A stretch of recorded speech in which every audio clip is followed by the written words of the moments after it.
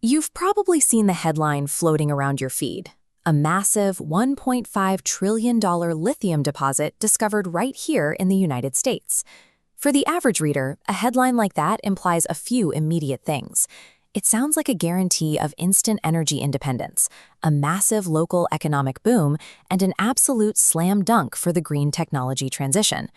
But if you actually talk to industry experts and economists, they're rolling their eyes. Finding a massive deposit of rock in the ground is the absolute easiest step in a brutal, highly monopolized global supply chain. The massive public excitement relies on a complete misunderstanding of how the mineral trade actually works. To see why, we have to dismantle the three biggest myths surrounding this trillion-dollar miracle.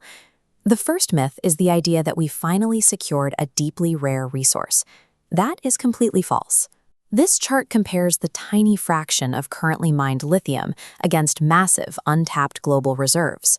As you can see, lithium is highly abundant. There are actually over 200 million metric tons of it floating as a simple solute in ocean water alone. The reason it feels scarce to Americans is that developed nations actively choose not to look for it or mine it on their own soil. We prefer to outsource the devastating environmental damage of extraction to poorer nations, specifically because populations in those regions lack the political power to resist the industry. Lithium's perceived scarcity is an economic choice designed to hide the staggering environmental toll of digging it up, rather than any actual geological reality. The second myth is that this deposit guarantees U.S. energy independence.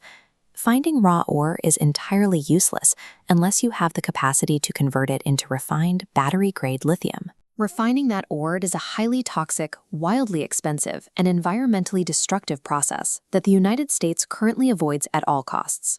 China is the dominant force in rare earth refining, absorbing environmental costs Western countries reject.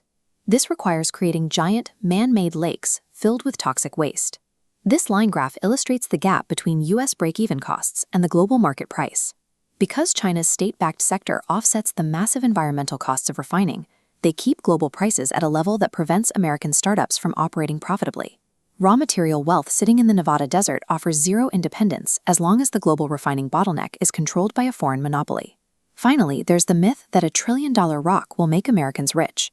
We have to separate corporate valuation from actual public wealth. A domestic extraction boom places severe costs on rural populations. They face ruined landscapes, habitat destruction, and heavy metals leaking into their drinking water. Large-scale mining requires massive infrastructure that private companies are often unwilling to build alone, leading to requests for heavy government subsidies. This creates a lopsided economic model. The public finances the risk of the project, while the mineral rights and profits remain in the hands of private corporate owners.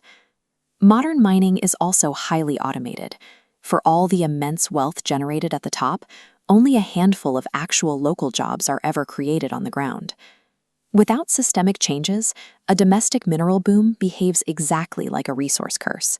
It privatizes the staggering profits for a select few, while socializing the barren, scraped earth hazards for the public. Finding a trillion-dollar rock adds raw material to the inventory, but it leaves the complex logistics of the energy transition exactly where they were yesterday. The green transition cannot succeed by simply swapping oil extraction for lithium extraction. We have to build an entirely new, deeply scrutinized supply chain from the ground up.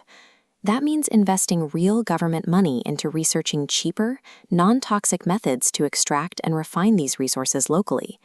It also requires establishing new economic frameworks that give rural populations a voice in the process and ensure that the generated wealth actually enriches those local communities. Until we fix the toxic refining bottleneck and stop funneling government-subsidized profits solely to corporate executives, finding $1 trillion of lithium in our backyard won't save us. It just leaves the public holding the bill.